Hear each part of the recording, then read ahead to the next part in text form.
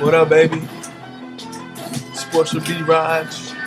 Know the lights in the background. Know it's been a while. Probably been like what, 2 weeks? 2 weeks, baby. But like I said, hold on, play it back. I'm a boss, baby. I'm a boss. All right, all right. What's up, man? I should say crushes with B Raj. Got the crutches right here. Messed up my knee, surgery, but that's not the point. Sports show. It's time to talk about sports, and it's time to break down. NBA playoffs coming soon. It's time to break it down. And we're going to start off in the Eastern Conference. Everybody watched the game. Everybody watched the game Thursday night, Chicago and Miami. LeBron James basically carried Miami those first 3 quarters. Then D-Wade did work in the fourth. But if LeBron would have made those 2 free throws, the game would have been over. The game would have been over, man. But no, he missed one, made the second one. C.J. Watson, 3-pointer to tie it up, sent to the overtime, and Chicago just took care of business without even utilizing Derrick Rose, because Derrick Rose is just off. Derrick Rose is still, banged up. But look at the playoff seedings right now. We got Chicago 1 seed, Miami 2 seed. Indiana's not getting a lot of respect. Indiana's 38-22, and that team's just so balanced. Darren Collison, George Hill, Roy Hibbert in the middle. Pretty solid bench. Can't forget about Danny Granger and Paul George. Watch out for Indiana. I don't think they'll make the Eastern Conference Finals or win the Eastern Conference Finals, but that team's pretty good. Boston, of course, at the 4. You can't forget about Boston. Doc Rivers is just a great coach. I think, having Ray Allen come off the bench, instead of having Avery Bradley start in front of his place is a great move.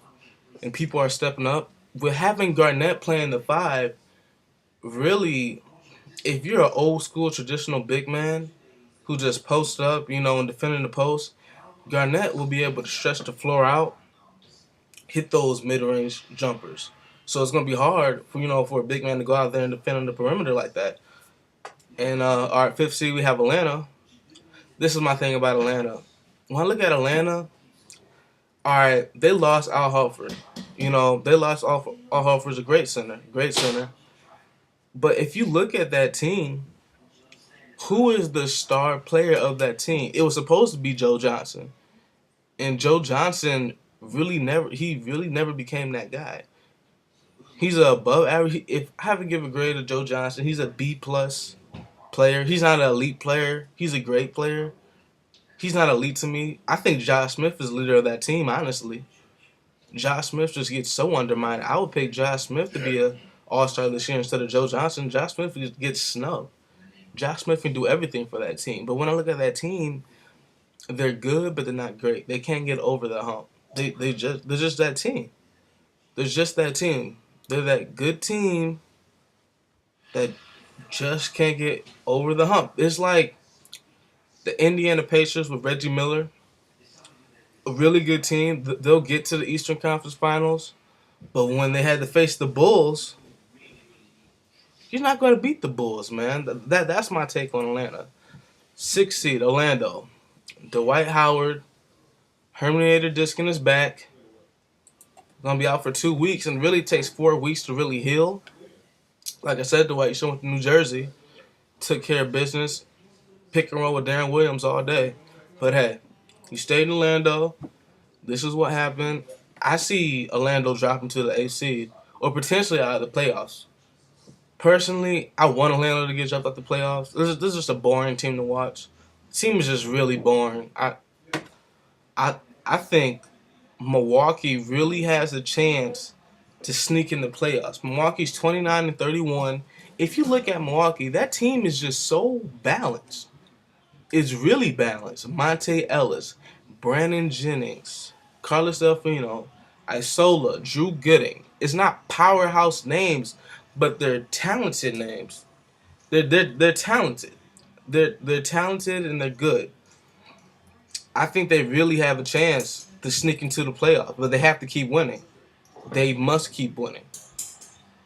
Seventh seed, New York, Nueva York.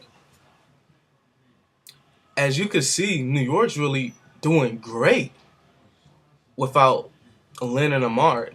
And I think it was Amari holding them back. I know earlier I said Carmelo, but it's Amari holding them back. If you put Carmelo at the 4, like I said, if you put Carmelo at the 4, the same thing putting Garnett at the 5. It stretches the floor out. And it forced power forwards to get out the post and play in the perimeter, which is really hard because Carmelo's such an elusive scorer. Lynn, I think Lynn can stay. Lynn can run that pick and roll.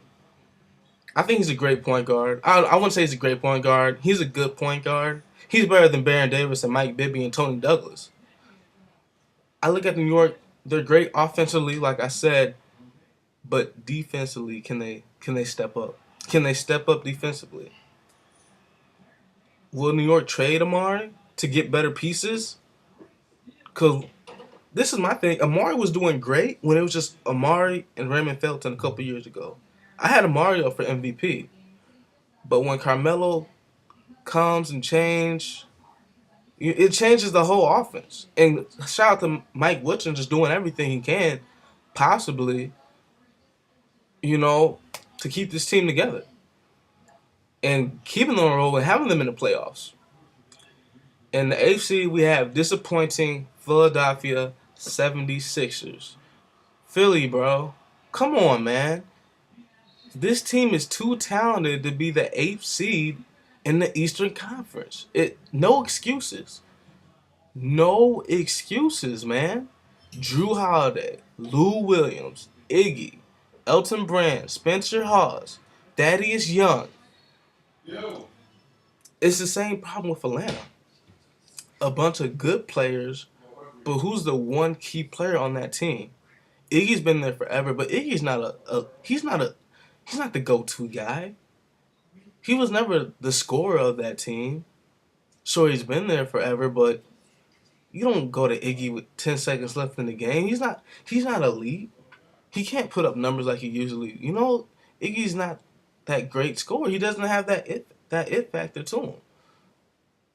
And this team is just way too talented to be 31-28 and potentially get knocked out of the playoffs. They started off in the top 4 in the beginning of the year, and they just slipped. I know Spencer Hawes was hurt, but this team is just too talented, man. So, as I look at it, I see Chicago, Miami in the Eastern Conference Finals. Miami, they need to get something together, man. They need to get something together. Haslam has been struggling. James Jones is not getting a lot of minutes as he used to be. Mike Miller, personally, is struggling a lot to me. Shane Battier was a great ad. But Eric Spo, what are you doing, bro? Eric Spo, what are you doing, bro? Get your rotation together. And I know you really don't have a big man to work with. I understand that. Because Miami weakness is a big man. They don't have that 7-foot frame center that can at least rebound and box out for you. They just don't. They're low on that. They're low on ammo on that. But like I said, Chicago, Miami in the Eastern Conference Finals. Don't be surprised if Indiana and Boston sneaks in there. Anything can happen. It's the playoffs. But as I see it, I'm still 50-50 on Chicago, Miami making it to the finals. But I still have to go with Miami because they're talented. They're just too talented. But don't be surprised if Chicago gets their stuff together and make it to the finals. I wouldn't be surprised because Chicago is just so balanced. But when they get to the playoffs, everybody has to help out. It just can't be Derrick Rose. When it gets to the playoffs, it has to be everybody helps out as a team. That's the way I see it. All right, man. This is the Eastern Conference review, playoff potentials going on here. B-Raj, baby. Sports with B-Raj. I'm a boss, baby. I'm out.